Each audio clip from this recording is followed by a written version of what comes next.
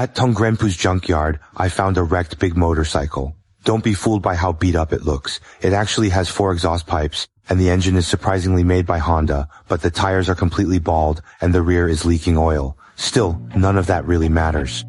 But you can't ignore the fact that it actually has 3 gauges, and the tachometer goes up to 16,000 RPM. Plus, its exterior still has a pretty cool print on it. So there's a good chance this bike really isn't just any ordinary ride. The owner sold it to me for 11.5 yuan per kilogram, and there were 242 jin left. So just for this pair, it cost me a bit over 100 yuan. I brought it back. The front wheel was already smashed and twisted, basically broken off. The side mirror was half worn away, and I couldn't find the gas tank. The wiring and frame at the back were also broken off together. But this engine shows no signs of ever having been taken apart or repaired. There's a good chance we've really stumbled upon a huge bargain. You put on the gloves first. I'm going to figure out how to get it running.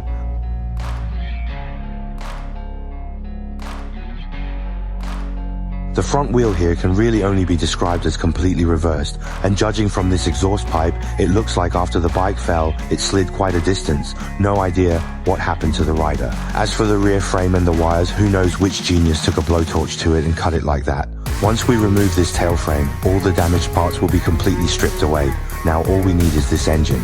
If the broken side cover inside isn't damaged, the two of us can figure out a way to fix it. After taking off this shattered side cover, it's actually in pretty good shape inside. The coil isn't worn out, and the main clutch components of the engine are all intact. We're really in luck. Wow, it can still rotate inside, it's not jammed. I think there shouldn't be any major issues with this engine. I also took another look at its carburetor. At first glance it's pretty dirty, but the outer shell's edges have developed some aluminum rust. I'll ignore that for now. I'll hook it up to an external power source and see if it can start running.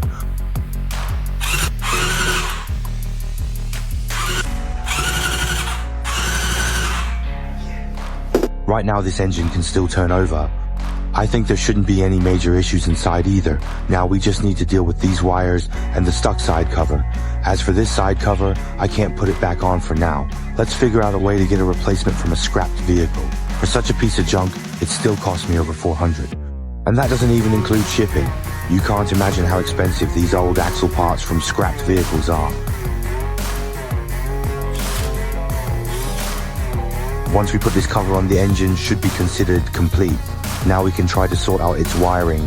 This part here was burned, it's already all sticky, and the wires in the back are useless too. So I just bought a used ignition module for it. This piece of junk cost me 320. Since our car doesn't have a connector anymore, I can only do a direct wire connection. But honestly, the electrical resistance on this car is nothing to me. It's all just basic stuff.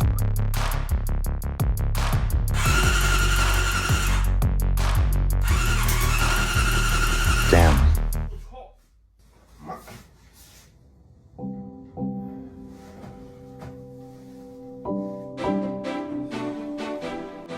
That scared me. Just now, this wire touched the metal, but it's fine. At least it proves the wiring is okay now. Now we can work on the carburetor. I continued working on her carburetor. When I opened up the carburetor, the inside actually looked pretty clean, but you'd never guess this car is from 1987. I disassembled the carburetor as much as possible, taking apart every piece. There really aren't that many parts. Then I threw them all into the ultrasonic cleaner. After bubbling in there for 3 hours, I took them all out, and now they're spotless inside and out. Then I reassembled everything just as I had taken it apart, and put the single pump carburetor back together. It's like tossing it up into the sky, and it turns into a 4-carburetor assembly. This way, the fuel system meets the requirements for building the car, and I temporarily hooked up a fuel tank from here. Now it has both fuel and electricity, so we can try starting it up. Good luck.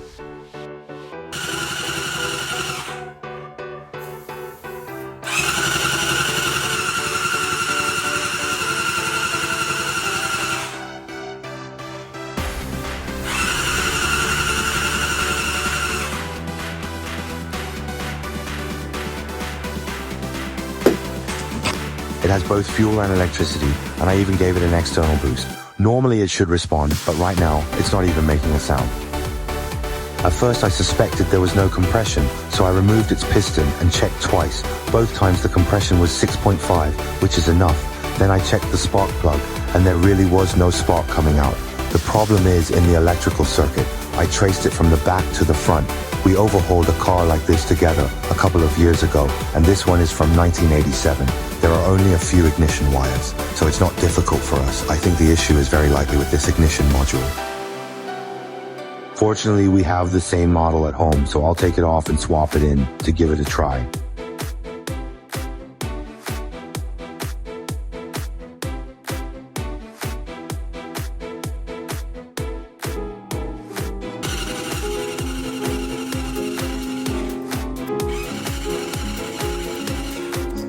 Now I can confirm that it's definitely this ignition module, though I don't even know if it's the one we bought. The problem with these used parts is that sometimes when we short circuit them, it ends up affecting them too. Anyway, now it's getting power, so I can try starting it. Wish me luck.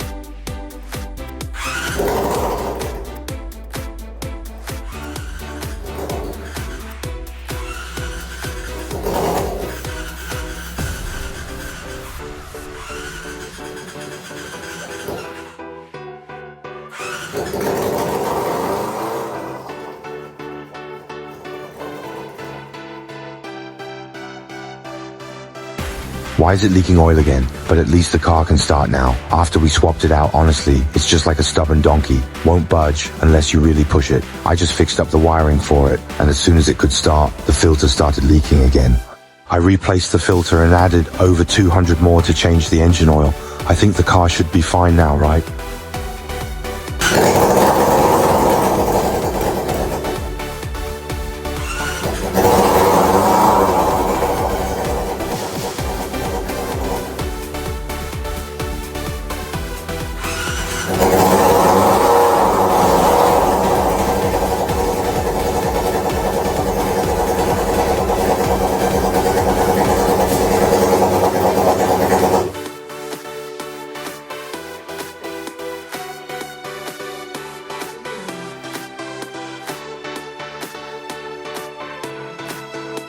As for the car's wiring, I've gone over it from start to finish at least twice, as long as it's not raining. Normally it shouldn't be acting up again, but I feel like this car has a mind of its own. It's a bit rebellious. Take this stubborn car for example. It's defiant, but I know a thing or two myself. I'm going to take a guess at these troublesome wires and add this yellow flexible cover to them. Next, I'll grab this red utility knife and let it sit for a bit. Meanwhile, let's get rid of all this gunk and oil stains on the frame. I'm using dry ice cleaning. Here it costs 6 Yen per kilogram, and I bought 20 kilograms for it. As for the wiring, I'm absolutely certain I'm right. It shouldn't have a short circuit again. But fortunately, just now, it started up and ran, which means we can confirm that there's no problem with the engine.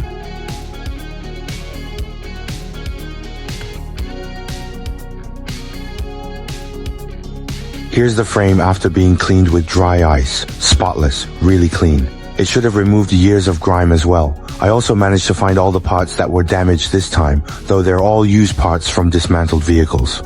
I added some yellow tape to the wiring, straightened it out again, and I even bought this 1987 Honda CPR 237 Walauhu from Shitu Town in the south. The price for the entire exterior shell of the bike was really painful for me. It was so expensive that I had to grit my teeth and just go for it. Now we can start assembling the bike.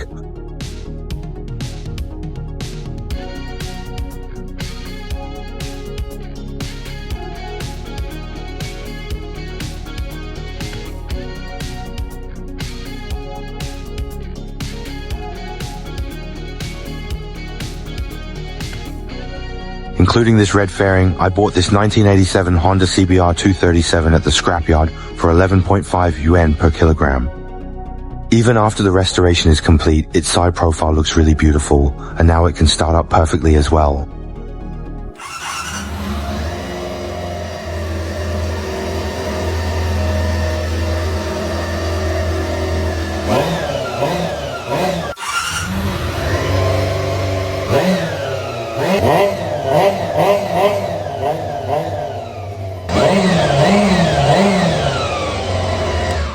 Back in the 1980s, the engines in this Honda series could really be described as buttery smooth.